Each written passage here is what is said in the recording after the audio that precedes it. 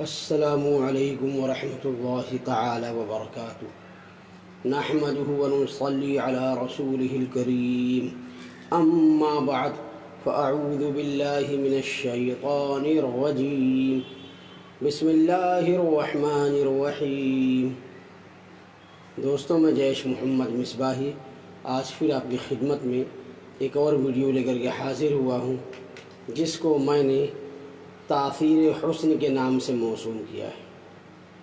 سامعین اکرام، جیسا کہ آپ جانتے ہوں گے کہ قرآن مقدس میں سورہ یوسف کر کے ایک سورہ ہے،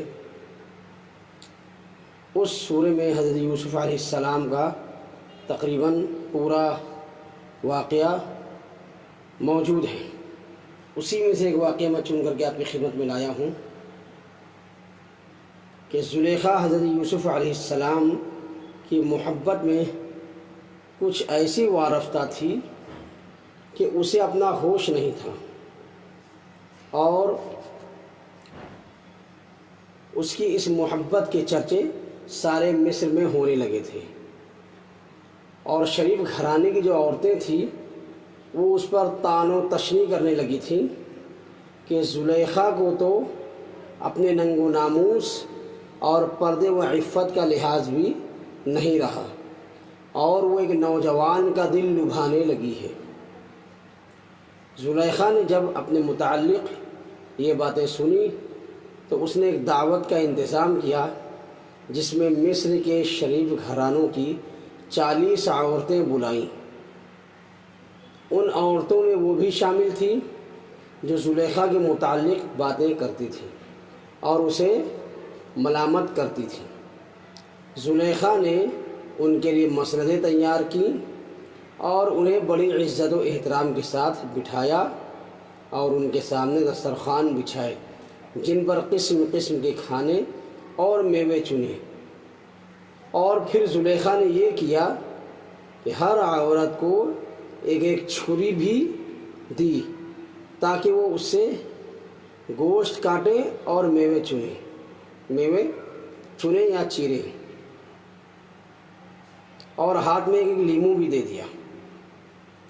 اور پھر حضرت یوسف علیہ السلام کو عمدہ لباس، نفیس لباس پہنا کر حضرت یوسف علیہ السلام سے کہا کہ آپ تھوڑی دیر کے لیے ان عورتوں کے سامنے آ کر ان عورتوں کو اپنا حسن و جمال، اپنی خوبصورتی دکھا دیں۔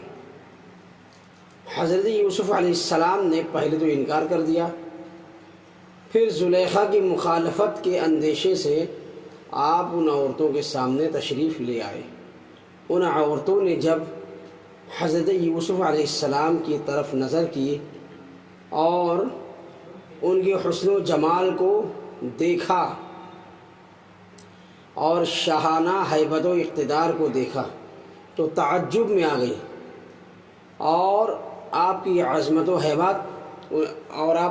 و ہیبت ان کے دلوں میں بیٹھ گئی، اور حسن و جمال نے ایسا وارفتہ کیا کہ ان عورتوں کو خود فراموشی ہو گئی، اور بجائے لیمو کے انہوں نے ان چھریوں سے اپنے اپنے ہاتھ یعنی اپنی اپنی انگلیاں کاٹ لیں، اور تاثیر حسن کے باعث انہیں تکلیف کا کچھ احساس بھی نہ ہوا۔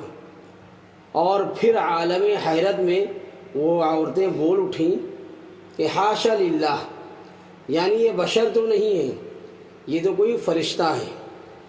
زلیخا نے ان عورتوں سے کہا کہ دیکھ لیا اس کے حسن و جمال کو، یہی ہے وہ حسن و جمال کا پیکر جس کا تم مجھے طعنہ دیا کرتی تھی۔ سامعین اکرام، واقعہ تو مکمل ہو گیا، لیکن اس واقعے سے ہمیں یہ سبق حاصل ہوتا ہے کہ جب حضرت یوسف علیہ السلام کے حسن و جمال کو، خوبصورتی کو دیکھ کر کے مصر کی عورتوں نے بجائے لیمو کے اپنے ہاتھوں کو کاٹ لیا اور انہیں فرشتہ کہہ دیا، پھر آپ اندازہ لگائیے کہ صحابہ اکرام جن کے سامنے ہمارے سرکار مدینہ سور سینہ حضور نبی کریم صلی اللہ تعالی علیہ وسلم کا رخ انور تھا، تو ان لوگوں کا عالم کیا ہوگا اور میرے آقا صلی اللہ تعالی علیہ وسلم کے حسن و جمال کا عالم کیا ہوگا۔ یہی وجہ ہے کہ آپ کے چہرے انور سامنے ہونے کی وجہ سے ایک جنگ میں تو یوں ہوا ہے کہ ایک صحابی کا ہاتھ کٹ کر کے لٹک رہا تھا اور جنگ کرنے میں بار بار وہ آڑے آ رہا تھا، تو صحابی نے وہ ہاتھ کو اپنے ہاتھ سے ہی اکھاڑ کے پھینک دیا تاکہ جنگ کرنے میں وہ آڑے نہ آئے، دقت نہ آئے۔ تو ایسا کیوں کر ہوا؟ کیونکہ سرکار مدینہ صلی اللہ تعالی علیہ وسلم کا چہرہ انور، رخ انور سامنے تھا۔ آپ اندازہ لگائیے کہ ہمیں اگر تھوڑا سا زخم لگ جائے اور اس پر کچھ ٹچ ہو جائے، کچھ چھو جائے، مس ہو جائے اس زخم سے، تو ہم سسک اٹھتے ہیں، چیخ اٹھتے ہیں۔ اور صحابی نے ہاتھ اکھاڑ کر کے پھینک دیا اور آپ کو کوئی اثر نہیں ہوا۔ کیوں؟ کیونکہ نبی کریم صلی اللہ تعالی علیہ وسلم کا حسن و جمال سامنے تھا۔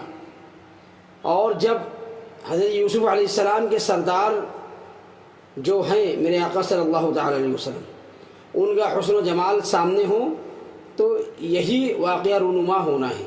سامعین اکرام، آج کی میری یہ ویڈیو یہیں پر مکمل ہوتی ہے۔ انشاءاللہ العزیز عن قریب ایک اور ویڈیو لے کر کے میں آپ کی خدمت میں حاضر ہوں گا۔